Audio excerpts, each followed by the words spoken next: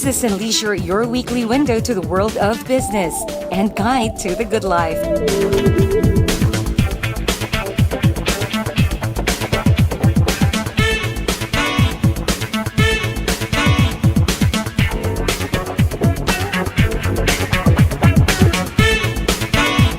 Hosted by Mr. Ray Butch Gamboa. Hello to everyone. Welcome to the perfect combination of business and the good life. This is Business and Leisure, your weekly business and lifestyle electronic magazine, where we shall bring you the week's significant business developments on BizWatch, while our weekly guide to the good life comes your way via our Leisure Report, hosted this week by our sunshine girl, Zaira Hernandez. And she's here right now to give you an idea of what we have in store this week. Zaira? Thank you, Butch. It is so nice to be back here on your weekly business and lifestyle TV magazine show. This is Business and Leisure. I am now tasked to be your sunshine girl for the week, bringing you the best in lifestyle. First on our list is Lifestyle Chronicles, of course, as we bring you exclusive events that we have covered in and out of the metro. And that is followed by our popular segment, Places, with a very Instagrammable theme, might I say. And we round it off with our weekly treat for all the firearm enthusiasts out there. So I know you're all excited to know more about it, but in the meantime, let's wait a little while as we talk some important business issues with our main man, Mr. Ray Butch Gamboa. Butch? Thanks, Zara. We'll see you right after I take care of business. Before we give you our presentation this week, we shall first pause for a short break, right after which it's all business talk on BizWatch. So there I was, standing on top of the world. But then I asked myself, what lies beyond success? I wanted to give back, be a force of change. I dream of a place where children can realize their potential, to live and love life, be kings and queens, and fight for their dreams.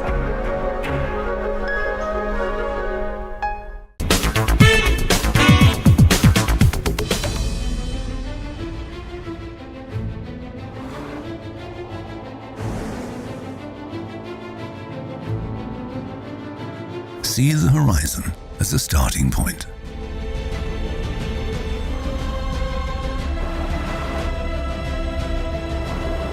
Use each obstacle to gain momentum. Make the unknown routine. Continue where all others stop.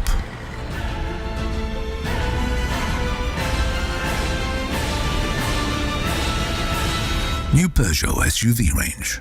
Never have SUVs gone so far.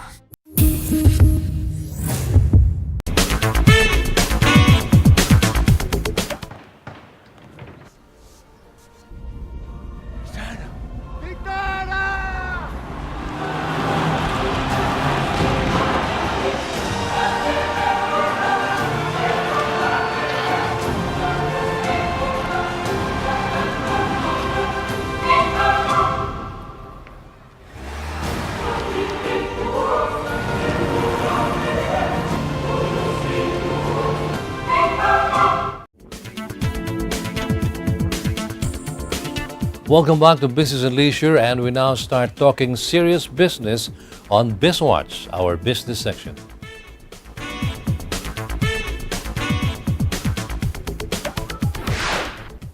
And for our first issue to open this week's BizWatch, we have some news from the Board of Investments. Online retailing has openly caught up with the Filipino consumer. BOI has pre-qualified two such retailers to be registered under the country's domestic retail trade law. These are Zalora Shopping and CJO Shopping Company Limited. Our business reporter Damon Zayak has the story. BOI Director for Legal and Compliance Service said that both Zalora Shopping and CJO Shopping Company were subjected to the current laws under Republic Act 8762 or the Domestic Retail Act of 2000. Under this law, online retailers are required to have a minimum capital requirement of $2.5 million. Because these online retailers do not have physical stores, their warehouses will count as their store.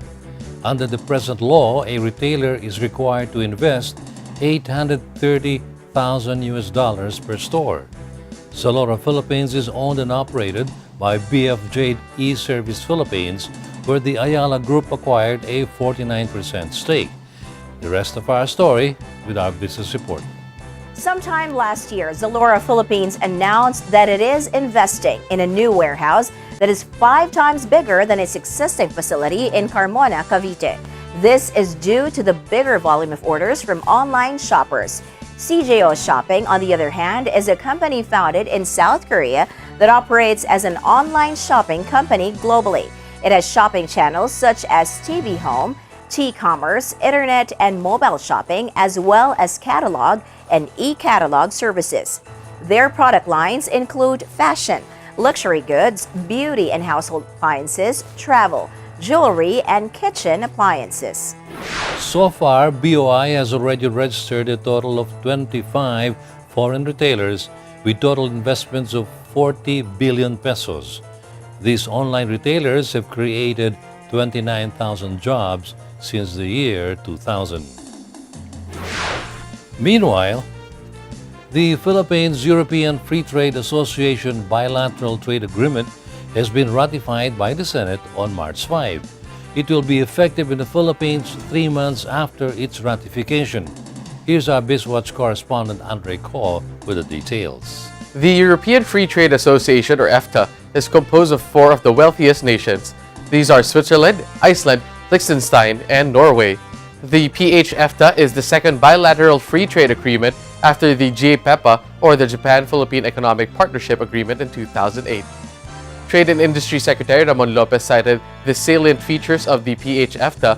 Among these are the temporary stay of select service suppliers without the need for an economic needs test. Included here are executives, managers, and specialists who are intra-corporate transfers, business visitors, contractual service suppliers, and installers of service industrial machinery. The PH-EFTA will also allow highly skilled Filipino workers easier entry into the EFTA countries. The PH-EFTA welcomes foreign investments on renewable energy, finance, and maritime transport, according to Secretary Mon Lopez. This is in line with President Duterte's strategy of pursuing trade relations with non-traditional and high-potential trade partners. The rest of the details with our BizWatch correspondent. This latest trade agreement will allow the Philippines greater access to the European market, as the EFTA countries have a vast global network of preferential trade agreements outside their European Union. Under the EFTA, there are 25 agreements with 35 countries and territories. Secretary Lopez emphasized that trade goods between the Philippines and EFTA are non-competing. The Philippines stands to benefit from the PH-EFTA, especially in exports of agricultural, industrial, and fishery products.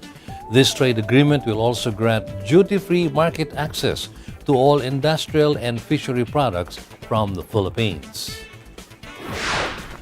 At this point, we will have to take a short break, but we will be back shortly with more interesting and relevant business issues for you.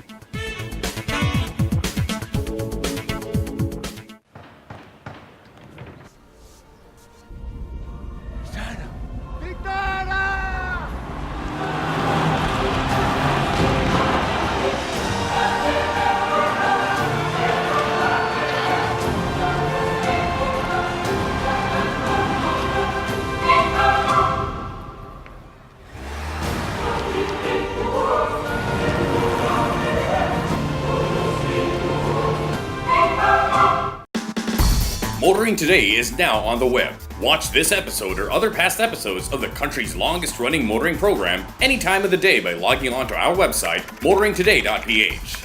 Motoring Today is now online, just a click away.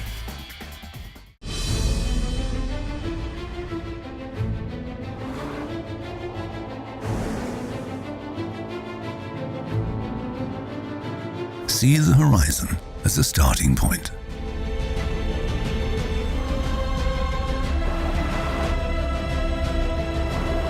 Use each obstacle to gain momentum.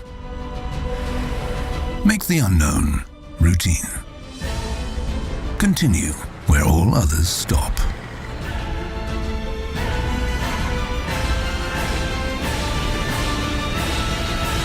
New Peugeot SUV range. Never have SUVs gone so far.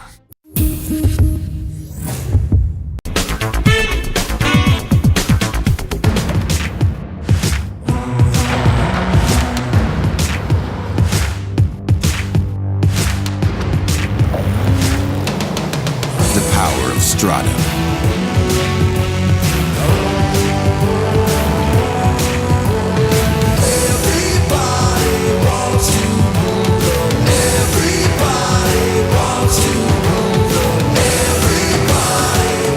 It's your sport truck.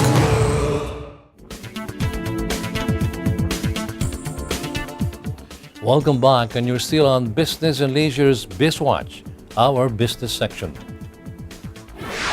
In the wake of moves to have a more liberalized domestic retail trade that allows full foreign ownership, the Department of Trade and Industry is also set to protect our lowly sari-sari stores. DTI is seeking to impose minimum capital requirement for the small and micro retailers. Day Monsayak files this report. DTI Board of Investments Director Marjorie Ramos Samaniego is stressing the need to continue safeguarding the country's MSAs. The Domestic Retail Trade Liberalization Act of 2000 provides for a minimum capitalization of $2.5 million. However, the retailer is required to invest $830,000 per store. With this, the retailer can only put up 4 stores based on the minimum capital requirement. The $2.5 million minimum capital requirement is not a problem with foreign retailers. However, the $830,000 capital requirement per store is the problem that foreign retailers want removed from the provisions of the law. From the point of view of BOI, they are considering removing the 2.5 million peso capital requirement and simplify it to a per-store investment requirement. Meanwhile, BOI is consulting with the Philippine Retailers Association to come up with a threshold for the minimum capital requirement for the small and micro retailers. To start with, BOI wants to come up with a definition of big and medium retailers in order to protect the small mom-and-pop operations. More of the story with our business correspondent. Senator Sherwin Gatchalian submitted Senate Bill 1639, seeking to remove all barriers of entry to foreign direct investments. The bill also seeks to simplify the processes for foreign retailers to limit it to 2 agencies. These are the Local Government Units, or LGUs, and the Securities and Exchange Commission. At present, the agencies involved in the pre-qualification are the BOI, the Securities and Exchange Commission, and the Bangko Sentral. With the Gatchalian bill pending in the lower house, the only requirements that the bill seeks are capital retention, local sourcing, which is currently at 30% local products, and local hiring. Senator Gatchalian also seeks a reciprocity treatment from the foreign retailer's home country to Filipino retailers. As to the competition posed by foreign retailers to sari-sari stores and small convenience stores, Senator Gatchalian assured the Philippine Retailers Association that foreign retailers will not engage in this level of retailing category where the margin is only 5%. He also noted that convenience and small community stores are already invading small barangays. Senator Gatchalian also pointed out that according to recent ASEAN data, some $18 billion worth of investments were poured into the region in the retail sector, with $8.4 billion coming from the European Union. Of the total investments, Thailand got $3.1 billion worth of investments, while the Philippines only got $100 million. The largest share went to the tiny country of Singapore, with 48 of the total amount. According to the data, 31 countries that abolished the minimum capital requirement to foreign retailers have increased their annual foreign direct investments with an average gain of 144.7%. Senator Sherwin Gatchalian is advocating not only for full foreign ownership, but also the cutting of bureaucratic red tape. The question now is if a threshold capital requirement is imposed on the sari-sari stores and similar convenience stores, there will be a need to monitor and regulate this sector. Can we do this effectively and efficiently? And now for our fourth and final business issue for the week. The Philippine Economic Zone Authority, or PEZA, is aggressively promoting more development across the country. Now, Land Bank has agreed to extend credit financing to developers of eco-zones in the Philippines. Andre Ko has the details. The Philippine Economic Zone is set to formalize an agreement with Land Bank of the Philippines to open credit facilities to eco-zone developers. According to PEZA Director General Charito Planas, local government units and national agencies managing public lands are also entitled to tap this facility if the funds will be used to develop lands in eco-zones. PEZA has also signed agreements with 6 Japanese banks. These are the Mizuho Bank, the Bank of Tokyo Mitsubishi Sumitomo, Resona Bank, Ogahi Kyoritsu Bank, and Tokyo Star Bank. These banks are open to financing not just Japanese but also Filipino firms. More of the details with our business reporter. Meanwhile, PEZA has tied up with government agencies to ensure that public lands can be developed into eco-zones with appropriate uses, and the National Commissions on Indigenous People, which administers ancestral domains of 5 million hectares. PEZA will hold dialogues with the indigenous people in these areas on ways to make their lands more productive and earn additional income from rentals and job opportunities. The Philippine Economic Zone Authority is also forging an agreement to convert idle lands intended for mining into mineral processing eco-zones. These lands are owned by the Power Sector Assets and Liabilities Management Corporation, or SOM, which manages the land assets of the Department of Energy, which are located beside power stations. And lastly, PEZA has entered into an agreement with the Philippine Association of State Universities and Colleges to build KAST, or the Knowledge Innovation Science Technology Park, located in their area. PEZA Director General Charito Planas noted that there are thousands of hectares of idle lands covered by the Philippine Association of State Universities. Indeed, it is high time that a government agency does something about these idle government lands and turn them into income producers for our national coffers. And with that, we end another edition of BizWatch.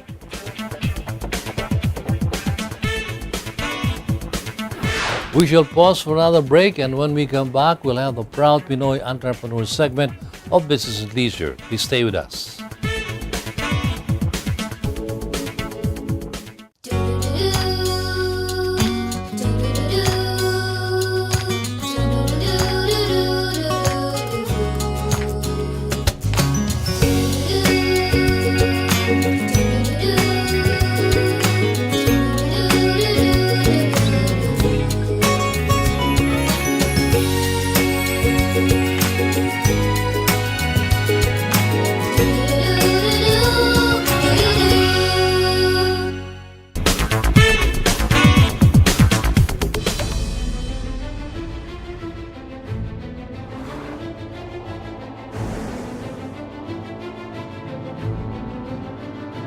See the horizon as a starting point.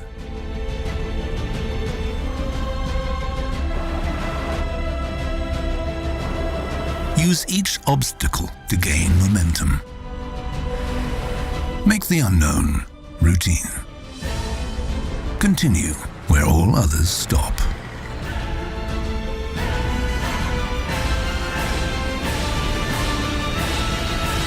New Peugeot SUV range. Never have SUVs gone so far.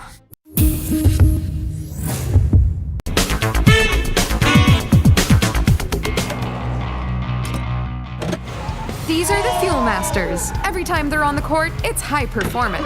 Every time I'm on the road, I can also expect high performance from Phoenix Fuels.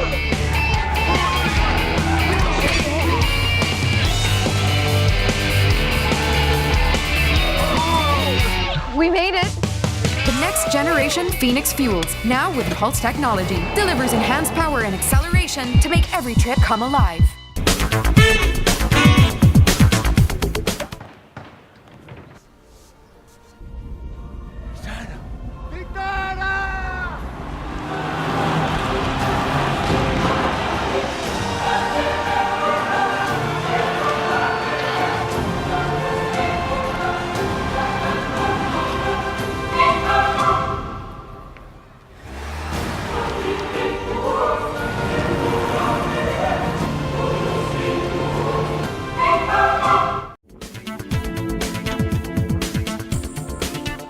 Welcome back, and you're still on BNL's business section, and what we have next is our Proud Pinoy Entrepreneur segment.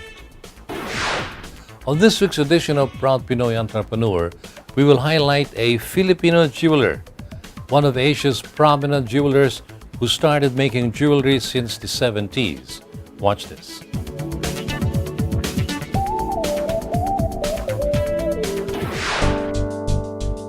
Jewel B. Dizon may not be around anymore, but she made sure her children continue her legacy. She is the one-of-a-kind jewelry maker who embodies the old Filipino traditions in her artisanal jewelry, and lately, her company is again in the news because of her latest collection entitled Simbolo. BNL talked with the grand old lady's daughter, Candy Dizon, about her mom and the legacy she passed on. Jewel B. Dizon was established 1978. It was the month of July because that's my mom's birthday. But it was passed on to her by her mother, Paz Banyas. So she's second generation and we're third. This is how many family corporations are formed, inspired by the parents' own skills and dedication to their craft. This was how Jewel B. Dizon came about, as the matriarch Jewel learned her craft and honed her talents from her mother. My grandmother's store is called Golden Earring. It was in Bambang. And then my mom was helping her out in her store. And then when she was at 1978, she decided to put up her own shop under her name. Jewel B. Dizon started working in her mother's jewelry store at the early age of 12. According to Candy, her grandmother had 9 children, and although she endeavored to work long hours at her store, she still had 9 children to attend to. Jewel was a middle child, and she readily shared in the responsibilities by helping out in this store. Slowly, my grandmother's clients started to look na for my mom. And that's where she built her experience. She started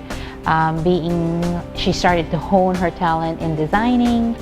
And soon after college, she was still immersed in the business until marriage. And then when my last brother was born, my youngest brother was born, that's when she said, I'm going to put up my own business under my name. That was several years later, with 5 kids to her name and skills and talents honed well by her experience at her mother's store. Her first store was in her own father's building in Ortigas, but she didn't exactly start small. It wasn't small because they owned the building. My mom took the whole front of the ground floor. Her brother took the other half, and then her other sister took the third floor. It was just a whole family business in one building. Now it can be told that Jewel B. Dizon, the company that her mother built, is even bigger by any standard. She knew her craft, developed her own designs, talents, and was always guided by her love of country. It was the guiding principle of her designs, one that made her one of a kind. In the process, this lady entrepreneur, who was also a family woman, faced her own share of challenges then and now. Challenges probably would be how to raise. We were at that time, we were 5 children. How to raise 5 kids and still run a business. So that's probably one of those challenges that she faced, but I think she handled it pretty well. Few people know that Jewel B. Dizon, the brand, had a store in Beverly Hills in 1983. When the family decided to move to the U.S., they actually successfully ran it for 4 years. But during that time, they were also running their own store back in the Philippines. The strain of going back and forth from the U.S. to the Philippines to run 2 stores, coupled with the fact that she had 5 children to raise, proved too much for the old lady. She finally decided to give up her Beverly Hills store and moved back to the Philippines with her family. It was probably all for the better, not only for the family, but for the company as well, which she grew successfully. Jewel B. Dizon gained recognition not only locally, but in the global market as well for her unique designs. Fortunately, I believe that up until now, we are the most jewelry design. We are the most awarded jewelry designer in the country. So what my mom won, the most prestigious award that my mom won was the De Beers International Design Award, which was 1994. And she had to fly to Paris to receive her award. Only 2 Filipinos won. One was an architect, but she was the only jeweler that won that award. All over the world, we won international awards, but of course, most of our awards are locally based. Now, Jewelby Dizon's 2017 collection entitled Simbolo is very much in the news, made in honor of the Dizon matriarch who wore her jewelry every day. We've always worked with Filipino-themed jewelry, but it would just be like once here, not spouts. It's not really like a whole collection. But we've always believed that we should create something that's truly us and that embodies our love for our country. We have all of those designs in Simbolo because we wanted to remind people, look, we were very rich on these things that maybe because of social media and technology and how everybody's connected with one another all over the world, we might have forgotten that this is what Philippines is all about. And we wanted to remind our clients, our friends, our people all over that follow us and don't follow us that we have this thing that we can be proud of and wear it forever. Earrings, ring, pendant. And these are some of the pieces in their Simbolo collection. So this is our Bahay Kubo line. We have even names for them. So this is Buko because obviously there's coconuts on the Buko tree. And then we have this one, it's called Tambay because there's a guy just resting by the tree. We try to focus on the swords that we used to be really famous for.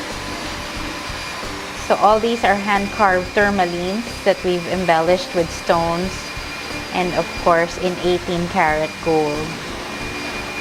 And then these are called our Luz Beminde line, where all our women are wearing national costumes. It's a cutout, so people who want to wear it very simply, very light. We have the Filipiniana, the Barong Tagalog there. We have these, even a warrior with a sword. We have all sorts of fashionable gowns. For the Filipino-Chinese Friendship Day, we decided to make a whole line of chinoys, is what we call it. The Chinese is very much part of our Filipino culture. But this is called our Bandila line. It's made out of blue sapphire diamonds and rubies, of course representing the flag. And it's on the stainless steel stretchable bands that you can wear and interchange. If you want to wear this on this red band, we can also do that. We even have the sun with the mother of pearl as background.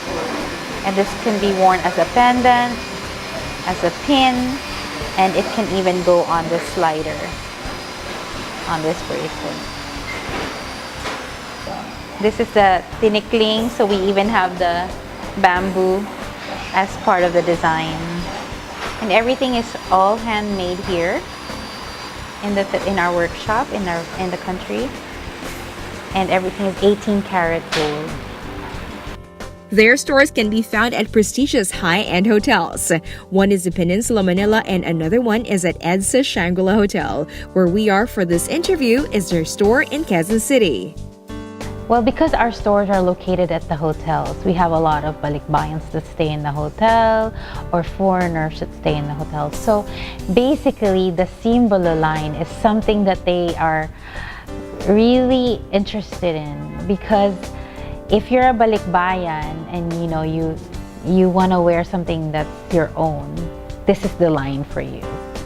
Every year, the company comes out with a new collection, but 2018 is a special year for them.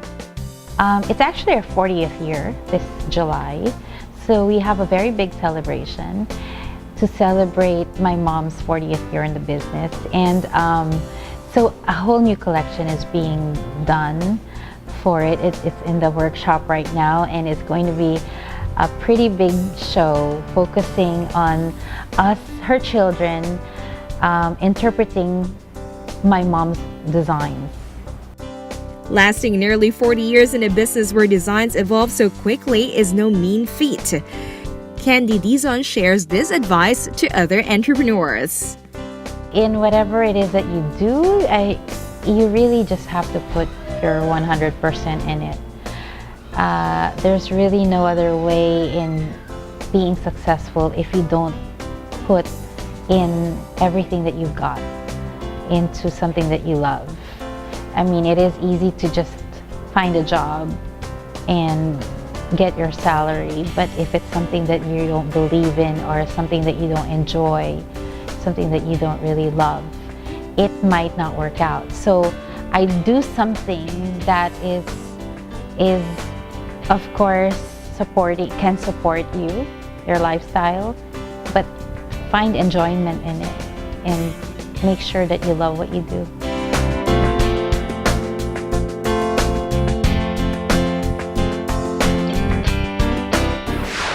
Those are the beautiful jewelry and gems from Simbolo, which are making waves not only here in the Philippines, but in the different parts of the world.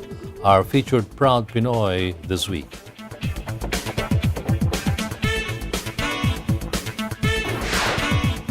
Our lifestyle section is coming up next with our sunshine girl, Zara Hernandez. Don't go anywhere.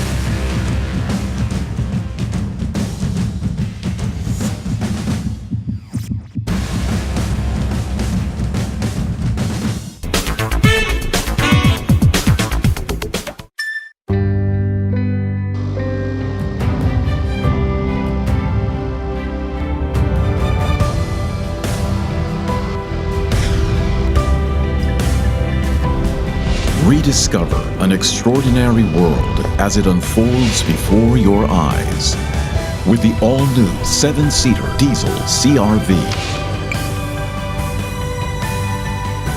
See the extraordinary.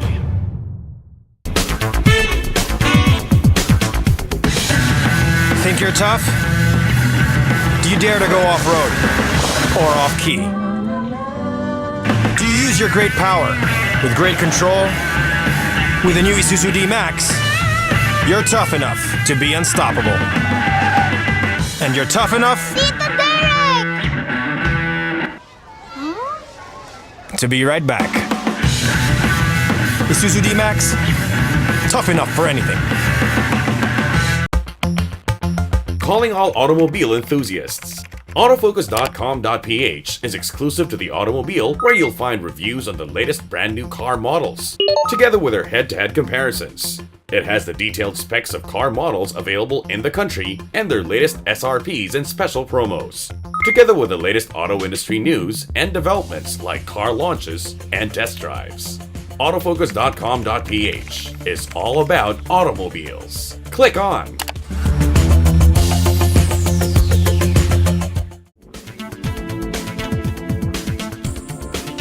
You are still with us here on Business and Leisure, and now we go right on to the lifestyle section.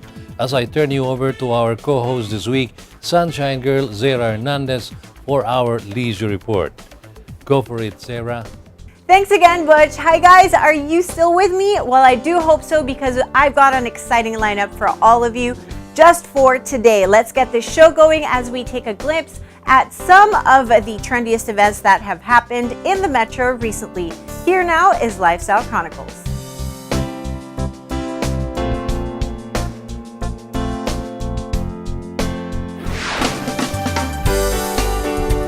sports apparel Under Armour recently launched its latest innovation, Hover, at the Shangri-La Hotel in Makati. During the launch, Under Armour showcased its new product offering bearing the Hover technology.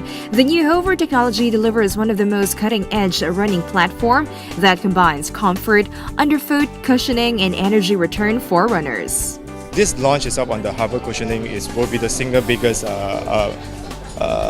product innovation stories, I'll call that. Under Armour being largely being imprinted on performance as the core innovation of the company. So this Hover cushioning system is a starting point for us in terms of majority of the marketing activities. So we should be expecting a lot more news coming out from this cushioning system. Other activities are still in work in progress, but I think consumers can look forward to a much bigger assortment of Hover coming down very soon.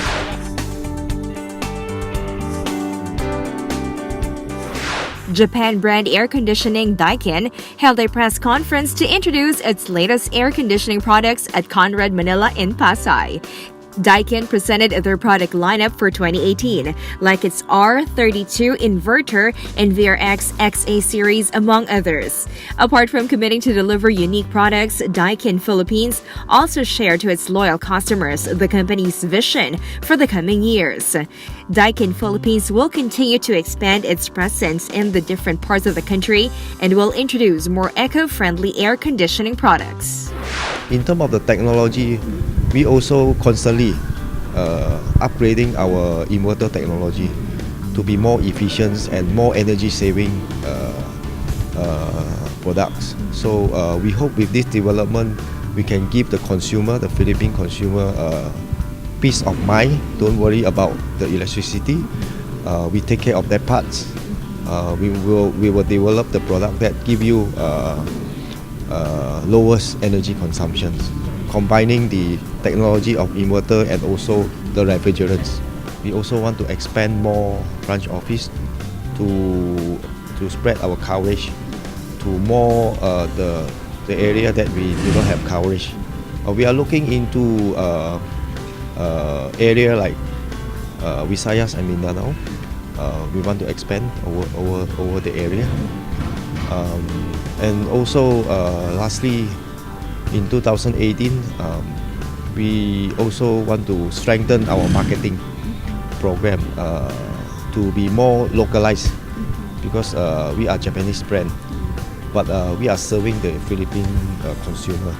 So we want our marketing activity to be more localized. We try to use more local language to talk to the Filipino consumer.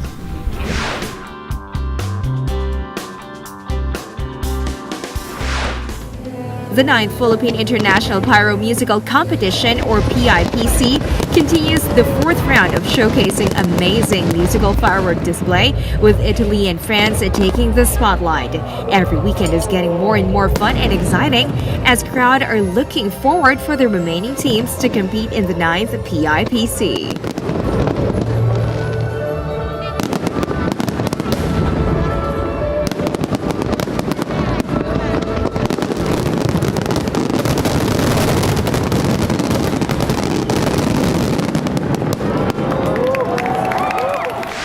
More of the trendiest events coming your way only here on Lifestyle Chronicles.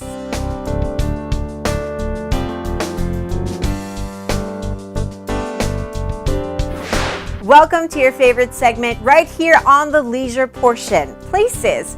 This week we have a special visual treat not only for the kids but for the young at heart as well. That means millennials and parents of young kids and anyone really who loves, well, desserts.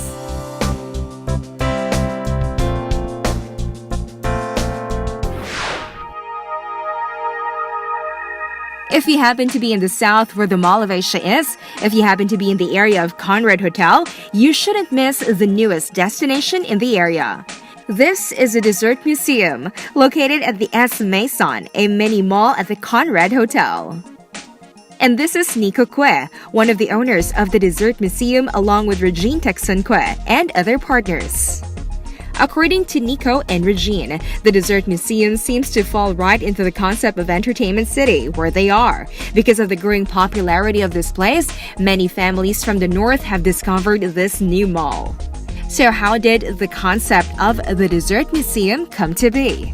My husband and I, we love to travel, to eat, and post on social media. So that's why we came up with a venue like this. Lately, there's a trend that if you post it on social media, the people with it's a good place to market your business. So whatever's Instagrammable or whatever social media friendly is good. So yeah. Such is the power of social media that it can even influence novel business ideas among the young entrepreneurs. Nico and the Kia families love for travel, good food, and desserts, plus their love for social media started the Dessert Museum. Well, the concept of the Dessert Museum is parang we want to give color. We want, when you were a kid, the first time you see a bouncy castle or a ball pit, the excitement, especially for us adults, the less we don't get as surprised as we did before as we were kids. Parang we want to reach that level that we can provide that feeling again to the adults of these days. Kumbaga, if it's your first dessert experience, make it 100 times larger para the surprise and the feeling, seeing all the colors. Their initial target were the young kids, but as they evolved, they found that millennials and young parents have gotten hooked on the Dessert Museum. It's so big that it could accommodate the adults as well. Just like our giant gumball machine that can fit all the adults inside. Let's check out with Colleen Espanol, one of the tour guides who will tour us around the 8 rooms of the Dessert Museum, starting with the Donut Room. Alright, so good afternoon guys! My name is Colleen and welcome to the Dessert Museum. Before we proceed, I'll be just reminding you guys that we'll be spending at least a maximum time of 2 hours for the whole trip in the museum. Every room will have a station guide just like me to assist you and take your photos. And of course, safety reminders first upon entering our donut room. Those hanging donuts that you see is actually made of wood, so be careful of your head so that you wouldn't get hurt. So for your first tasty adventure, we bring you the almond cake, or what is more popularly known as the donut. As a protection from the wrath of an old German goddess Perkta, whose sword would simply slide off people's body due to the oiliness of the street. As what we say in this room, a donut a day keeps the goddess away. So feast your eyes to the room of 1,000 marshmallows. Safety reminders lang po. These hanging marshmallows that you see is not edible. If you wish to claim your free treat, you need to tap your wristband over here to claim your edible marshmallows. So marshmallows were reserved for Egyptian royalty during those times, and in ancient Greece, even the father of medicine, Hippocrates, used mallow plants to treat coughs and colds. According to Regine, here in the Marshmallow Room, you can get your free marshmallows and dip them into 3 different flavored dips. Welcome to the coolest room in the Dessert Museum, the Ice Cream Room. Friendly reminders lang po, please do not pop the balloons and please do not hang in our ice cream basket. So did you know guys that it takes about 50 licks to finish a scoop of ice cream? Did you know that ice cream, or rather astronauts, have eaten ice cream in space? Ice cream is the Dessert Museum's most storied treat. Its history dates back in 200 BC when the Chinese would mix milk, rice, snow, and corn syrup to create the very first versions of ice cream. The third room is the Candy Cane Grove. So in that room, you can get free macarons. So welcome to the Candy Cane Grove. Try not to get lost and please be careful of our installations. The history of candy cane is a bit of a mystery. One story says they were invented by church choir masters in the late 1800s to keep the children's attention during long services. Now we go to the 4th room, the Ice Cream Room. The 4th room is this, the Ice Cream Room. So we have ice cream with fruity flavors that taste really good. It's certainly a plus that tour guides here also offer bits of interesting trivias on the dessert of this fun museum. So follow me guys and let's proceed to the next room. Careful po.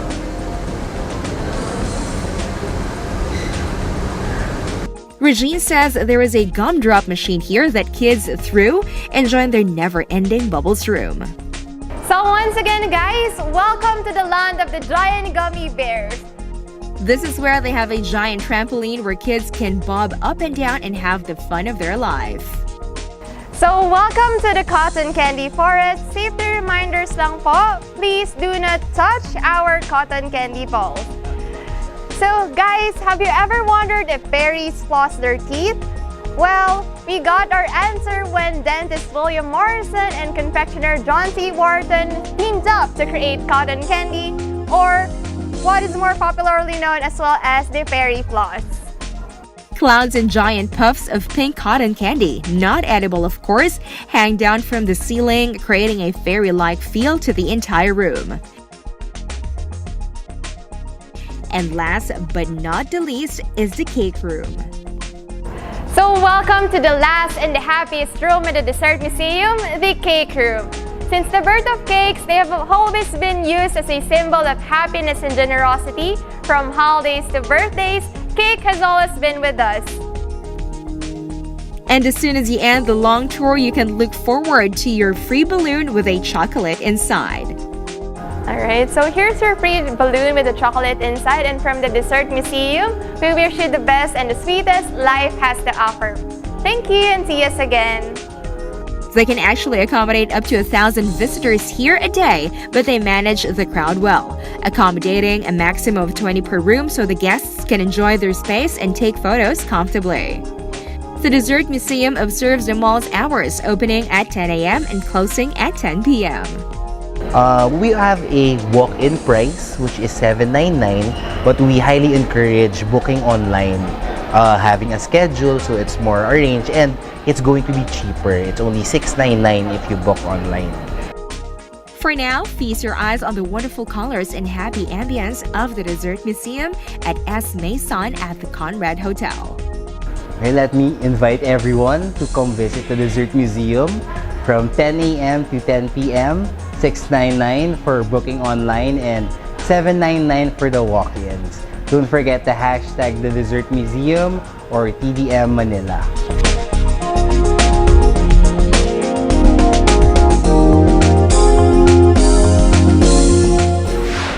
That was really candy for the eyes, a real treat for all the kids and kids at heart. And that was the Dessert Museum, our feature this week on Places.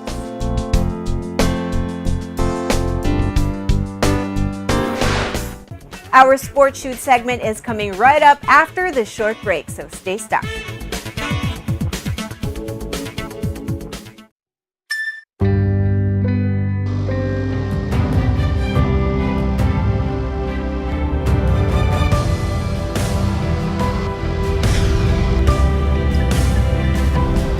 Rediscover an extraordinary world as it unfolds before your eyes with the all-new 7-seater diesel CR-V.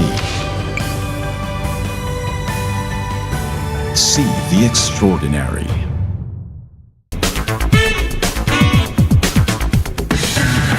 Think you're tough? Do you dare to go off-road or off-key? Do you use your great power with great control? With the new Isuzu D-Max, you're tough enough to be unstoppable. And you're tough enough to be right back. Isuzu D-Max, tough enough for anything.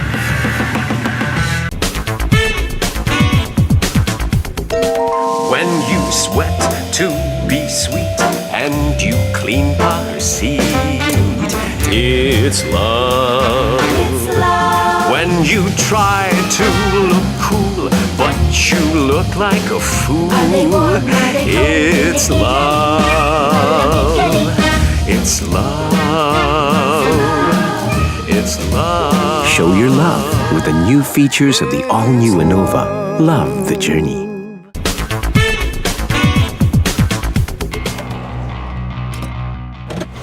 These are the Fuel Masters. Every time they're on the court, it's high performance. Every time I'm on the road, I can also expect high performance from Phoenix Fuels.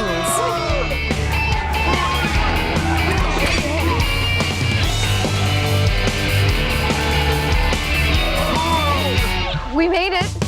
The next generation Phoenix Fuels, now with Pulse technology, delivers enhanced power and acceleration to make every trip come alive. Hello everyone, you're still with me here on Business and Leisure. I'm Sarah Hernandez, and we continue with our show with our weekly treat for all the firearm enthusiasts out there. Here now is Sport Shoot. Sport Shoot is brought to you by Rock Island Armory, manufactured by Armscore Global Defense Incorporated. Welcome to Sport Shoot, Business and Leisure segment for the gun enthusiast. I'm Butch Gamboa.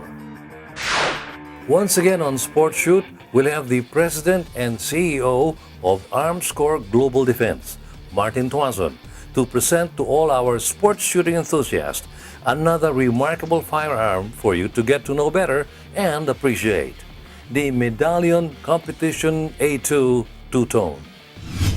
Thanks, Butch, and welcome to this week's presentation of Armscore Sports Shoot. I'd like to go through the Medallion pistol line. Armscore is known for its quality 1911s, from the GI pistol all the way to the Talco Ultras. We'd like to go one level up. For those of you who don't know, we've been making this Medallion series for quite some time. Basically, competition-ready pistols right out of the box, right out of the factory. You don't need to touch these guns whatsoever and go to the range. So you'll get the two-tone slide and look with the magwells like you would on the TAC Ultra. And these are fine-tuned guns, hand-fitted. We don't make too many of these, but we do deliver, and they are available in all our stores and all our affiliates. The only thing I probably ask is patience, because they are hand-fitted, so it takes us a lot longer to make these guns, but it is worth the wait. This is our top-of-the-line models. You can go up against all types of competition pistols. We have this being used in the United States right now in 3-gun by John McClane and Athena Lee, the former world champion, women's world champion. They're using the 9mm version of the Medallion and winning competitions left and right with that. So it's a great gun, and you don't have to break the bank.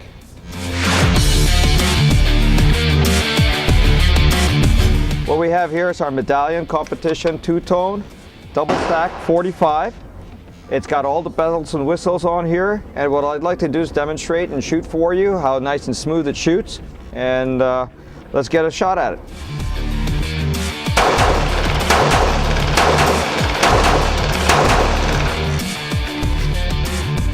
Or Medallion 45, available also in 40 caliber and 9mm. Straight out of the box and straight to competition. That was the Medallion Competition A2 two-tone. It comes in caliber 45 ACP. It is semi-automatic and recoil operated with a capacity of 14 rounds. Its barrel length is 5 inches with an overall pistol length of 8.56 inches.